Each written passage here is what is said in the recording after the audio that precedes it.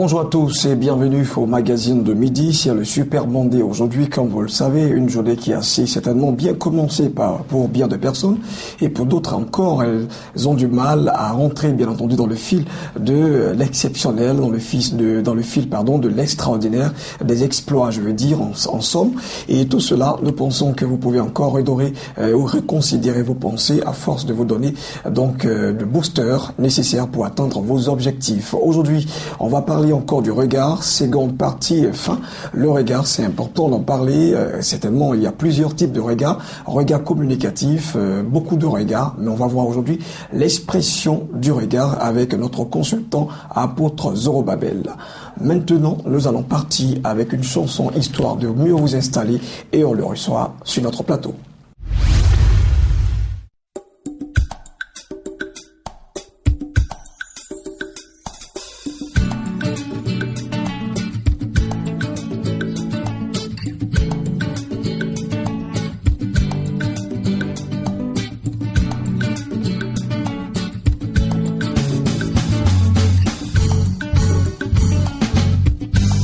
Je cherche ta face, aux clartés des jours levants.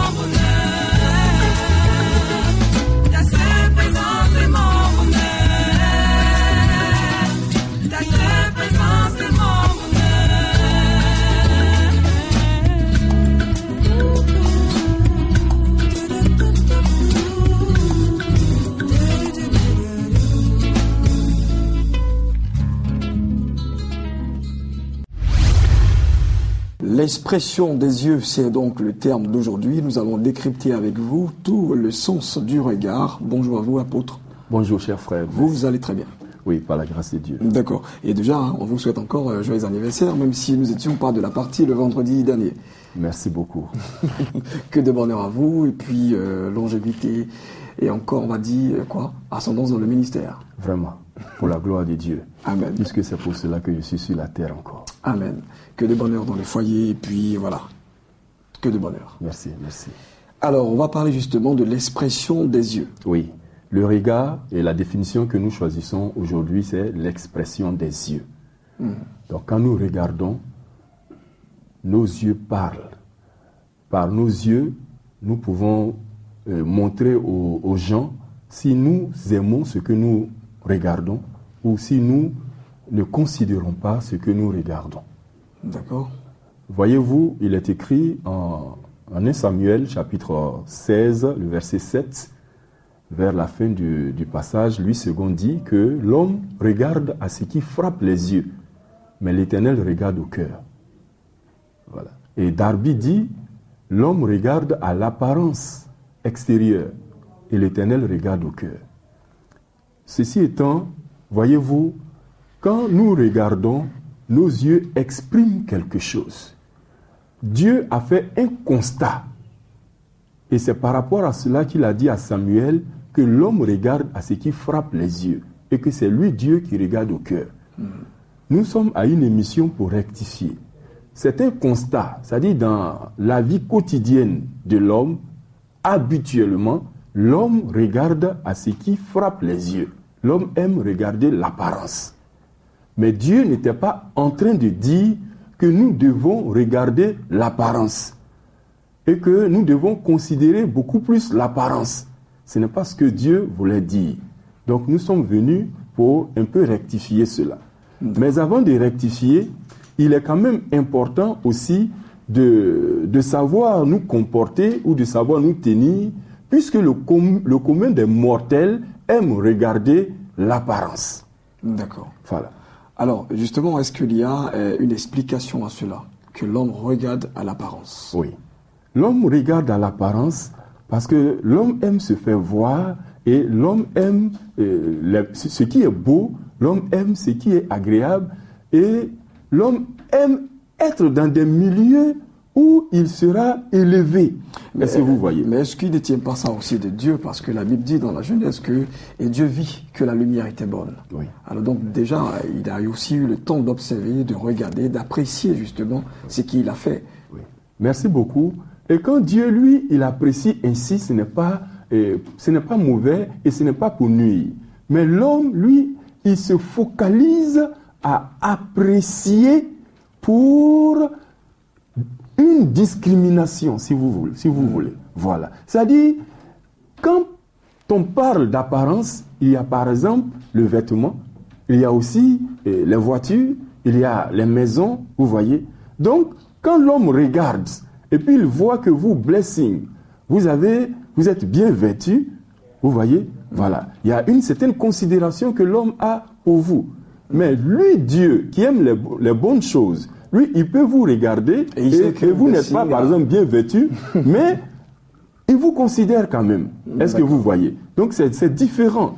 Voilà. Donc, comme Dieu sait que l'homme aime regarder l'apparence et que nous aussi, on sait cela, nous devons quand même soigner notre apparence. D'accord. Est-ce que vous voyez? Mais il y a des gens qui prennent cela aussi pour exagérer. D'accord, donc c'est l'excès. Voilà, il y a l'excès. Il faut quand même soigner son apparence parce que l'homme regarde l'apparence. Mais attention, Dieu n'a pas dit qu'en tant que chrétien, nous devons regarder l'apparence pour juger. Il a dit à Samuel, qui était prêt à oindre quelqu'un d'autre que David, ne regarde pas à son apparence. Le même passage de 1 Samuel 16, le verset 7. Donc, la volonté de Dieu n'est pas que l'homme regarde l'apparence, mais la volonté de Dieu est que l'homme regarde comme Dieu regarde, pour voir ce que Dieu veut que l'homme voie. Je vous ai dit la dernière fois qu'on peut regarder sans voir. Voilà, on regarde pour voir. Mais quand tu regardes est-ce que tu vois comme Dieu voit? Donc l'expression des yeux. Voyez-vous, en Jacques, au chapitre 2, du verset 1 au verset 4, il est raconté là une histoire ou un événement, une situation. Deux personnes qui font leur entrée dans une assemblée. Et il y a une personne qui est riche et qui est très bien habillée. Et on lui dit, bon, toi, assois-toi à cette place d'honneur. Et l'autre qui est pauvre et qui est mal habillé, on lui dit, toi, tiens-toi debout là. Ou bien, assois-toi sous mon marchepied. Ce n'est pas bien. Donc, quand une personne riche entre dans une assemblée, à moins que ce soit ton prochain, on a expliqué ce que c'est que prochain. Vous pouvez voir Béni TV pour avoir peut-être les CD et autres. D'accord. Voilà. À moins que ce soit ton prochain, sinon une personne qui vient d'entrer dans une assemblée qui est riche, nous devons avoir pour cette personne la même considération qu'une personne pauvre qui fait son entrée.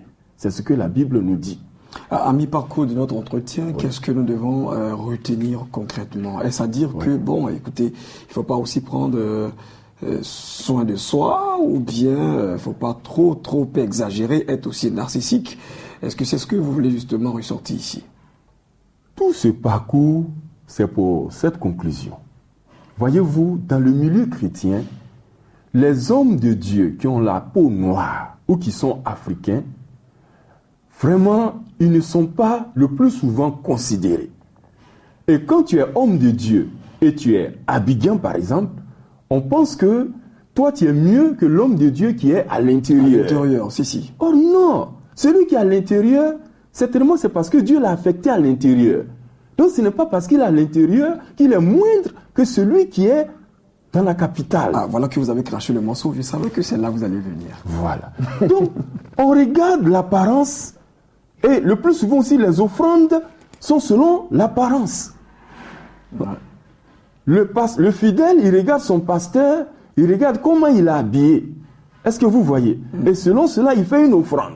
Cependant, quand quelqu'un d'autre vient avec une peau blanche, ou une peau jaune, ou rouge, et avec toutes sortes d'apparences pour faire du bruit, bon, les offrandes ne sont pas les mêmes.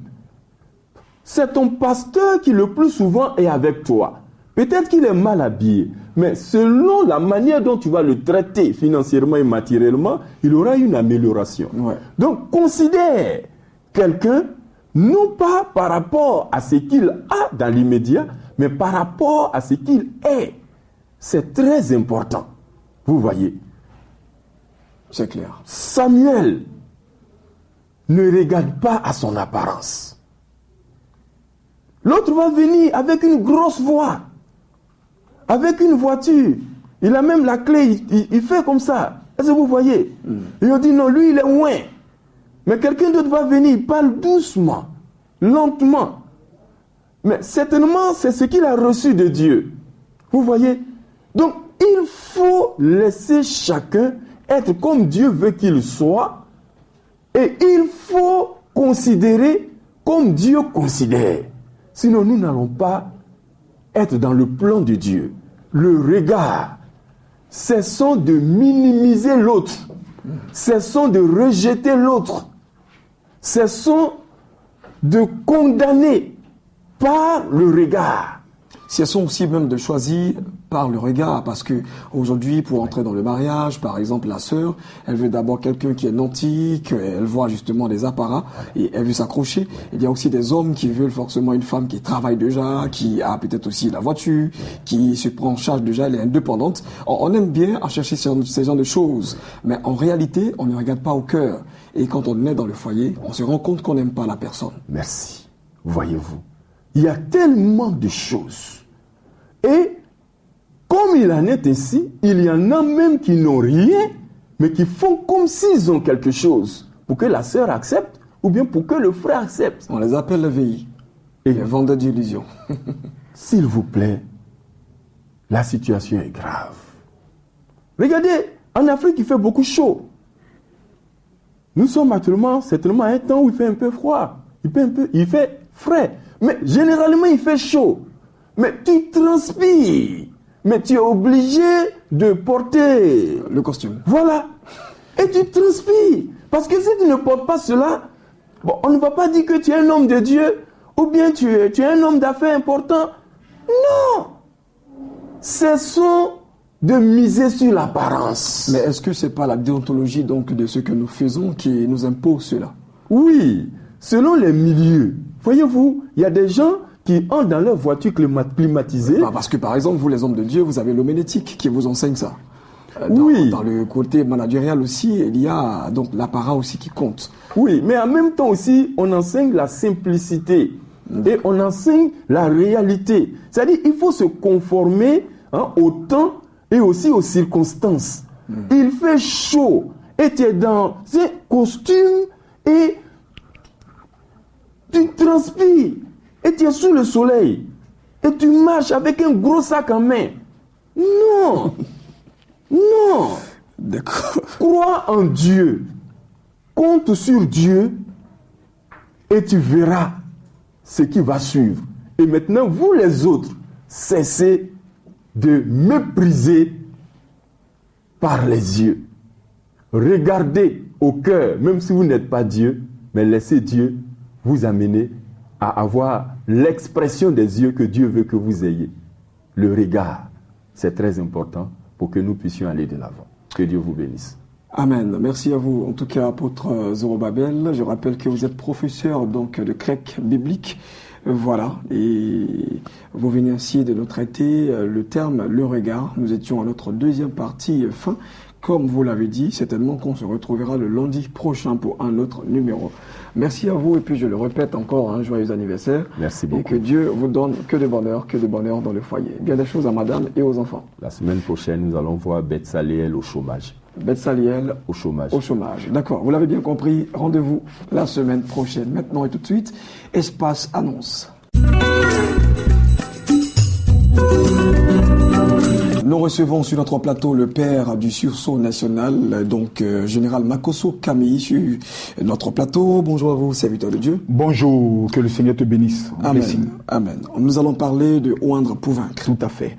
Je pense qu'aujourd'hui, le carrefour de l'onction, l'endroit où les pasteurs, les hommes de Dieu arrivent, reçoivent un enseignement et peuvent aller mettre cela en pratique au sein de leur église, c'est oindre pour vaincre. Aujourd'hui, je bénis le Seigneur et j'aimerais rendre toute la gloire à Jésus-Christ de Nazareth qui permet que tous les mercredis, nous puissions nous rencontrer, nous rendre dans sa présence et ressortir avec quelque chose. Un homme de Dieu me disait un jour, révérend Makosso, il y a quelque chose qui m'impacte à oindre pour vaincre. Jamais vous ne viendrez un mercredi et ce mercredi ressemblera à un mercredi. Jamais. Pendant 2 ans, nous nous demandons, mais qu'est-ce qui se passe? Nous avons compris que si nous mettons le Saint-Esprit au-devant de toute chose est parfaite. Le mercredi dernier, l'archevêque Kassi Dazito, qui est le porte-parole national des églises protestantes évangéliques de Côte d'Ivoire, a eu à donner un enseignement sur le mystère du soleil. Frère. Après le mystère du caillou. Après le mystère du caillou. On a d'abord, à la fin de l'enseignement, on a mis en pratique, je pourrais le dire, la pratique du caillou. C'était fort. Il fallait voir les gens prier. Vous savez, s'il y a quelqu'un qui t'envie, il te cherche, il te pourchasse, il veut te faire du mal. Le caillou dans ses actions prophétiques a un rôle. L'archevêque nous a fait sortir dans l'Apocalypse que l'ange était dans le soleil. Ça veut dire dans le soleil, il y a un ange qui contrôle le soleil. Or, la Bible nous enseigne que les anges sont à notre disposition. Raison pour laquelle, quand Paul devait rendre l'aveugle, bas Jésus, le faux prophète, le magicien, il a dit que les ténèbres tombe sur toi et que la lumière de tes yeux puisse sortir. Prophétiquement parlant, c'est comme ça il a parlé. Ça veut dire Paul n'a rien fait d'autre. Il a ordonné à l'ange du soleil de faire en sorte que les rayons du soleil ne soient plus pour cet homme. Wow. Ça veut dire quoi? Que tu peux te lever le matin et si quelqu'un te doit de l'argent, tu peux parler à l'ange du soleil, l'envoyer en mission. À chaque rayon du soleil qui touchera la peau de M. Kwame, que M. Kwame se rappelle qu'il me doit de l'argent, c'est un ordre au nom de Jésus. C'est ce genre de secrets qu'on n'avait pas pendant des années. Je disais un jour à quelqu'un, s'il s'agissait seulement de prier, confesser Jésus, mais il y a longtemps nous étions riches, mais il y a longtemps, tu es d'accord, il y a longtemps, c'est parce qu'il y a des secrets qu'on nous a pas enseigné. Raison pour laquelle, même quand vous partez dans des sectes pernicieuses, je pourrais le dire, des loges démoniaques, on appelle Jésus le grand maître.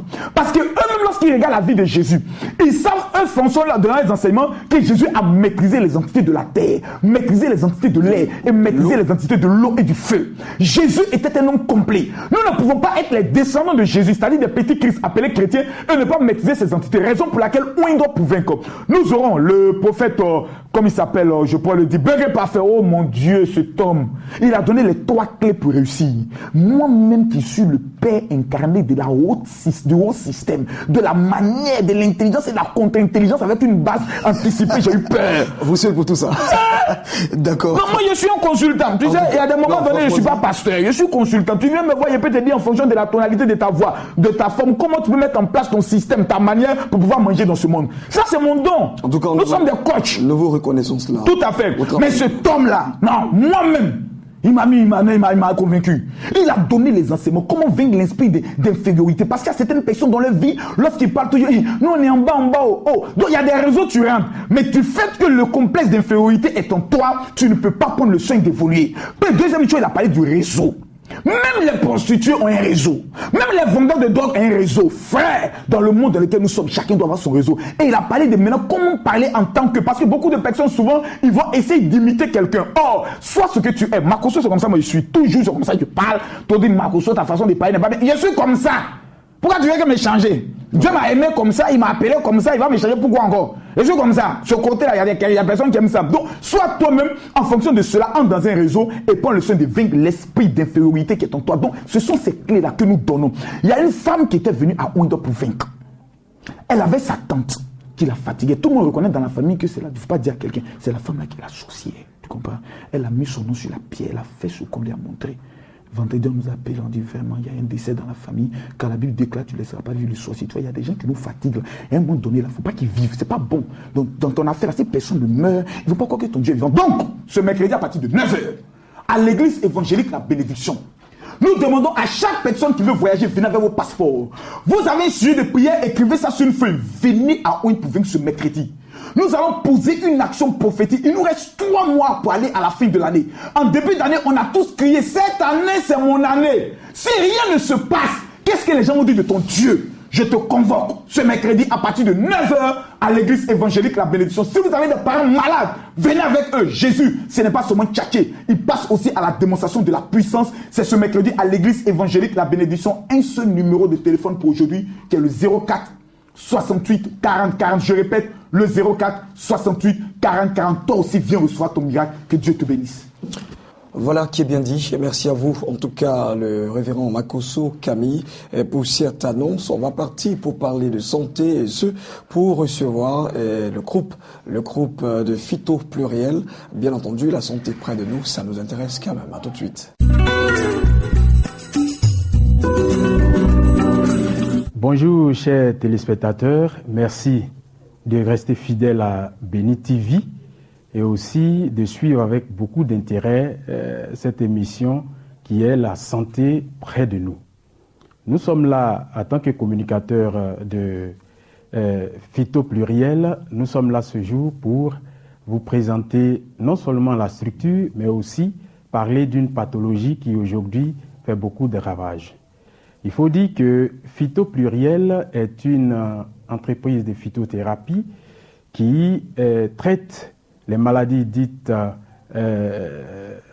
émergentes, des maladies donc incurables, à savoir le cancer, à savoir les fibromes, à savoir l'hépatite B, et il y a aussi l'insuffisance rénale et bien d'autres maladies que traite Phyto Pluriel.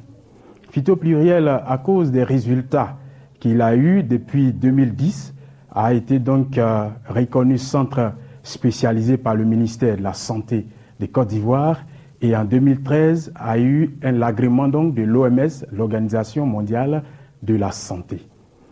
À Phyto Pluriel, comme je l'ai dit tantôt, nous traitons plusieurs types de maladies, mais ces traitements se font à base de plantes, uniquement que par les plantes. Et aujourd'hui, la pathologie dont nous allons parler, c'est l'insuffisance rénale. L'insuffisance rénale, c'est tout simplement, pour éviter des termes trop techniques, c'est tout simplement un dysfonctionnement du rein. Et comment est-ce qu'on peut savoir que notre rein ne fonctionne plus normalement? Lorsque, par exemple, vous n'êtes pas enceinte et que vous avez des œdèmes, c'est-à-dire vos pieds s'enflent, vous avez donc des nausées suivies de vomissements, ou alors même votre volume urinaire journalier est considérablement réduit. Au lieu de 1 à 15 litres par jour d'urine, vous urinez que 0,5 litres. Alors, lorsque vous constatez de tels signes, il est préférable de vous rendre chez un spécialiste, faire des analyses et une fois en possession de ces analyses, chers téléspectateurs, il y a une seule destination à prendre, c'est celle de Phyto Pluriel.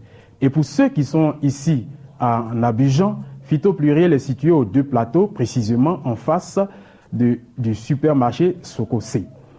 Pour arriver donc à Phyto Pluriel, c'est tout à fait simple. Si vous venez de Angré, vous descendez à votre droite, vous traversez la route. Si vous venez de Cocody, c'est juste la voie qui est en face de Sokosé.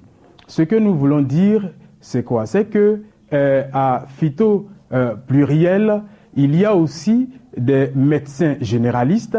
Il y a donc, je dirais, toutes les compétences pouvant donc répondre à vos attentes. Si vous m'entendez présentement et que vous constatez ces signes, si vous souffrez d'insuffisance rénale, ne cherchez plus. Dieu a fait en sorte que Phyto Pluriel soit pour répondre à vos attentes. Donc, si vous voulez nous joindre, pour tous ceux qui sont à l'intérieur, il y a des centres de Phyto Pluriel à Yamoussoukro, à Boaké, à San Pedro, à Meadji, à Soubré, à Gabéadji. Et ici, à Abidjan, pour tous ceux qui voudraient donc nous joindre, nous vous prions de prendre ces contacts, le 22 41 63 88, ou alors le 08 89 63 08. Pour ce qui concerne donc l'astuce du jour, nous allons nous adresser à tous ceux qui souffrent de kénoïdes. Appelez-nous à ces numéros que nous avons donnés tout à l'heure et le remède, l'astuce est gratuite. Merci.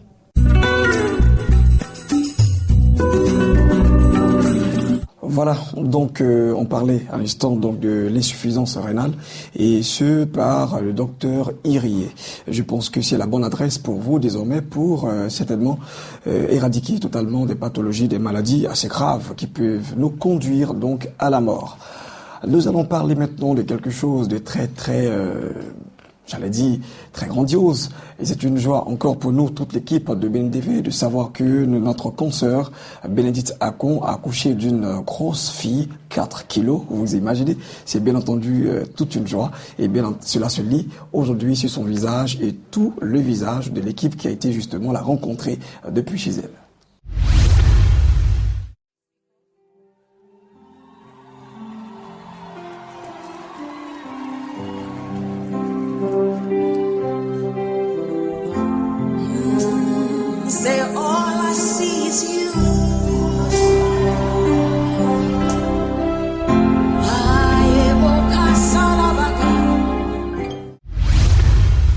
Voilà, vous avez vu ce bébé. Voilà, ce bébé qui est né donc dans les premières minutes du vendredi dernier.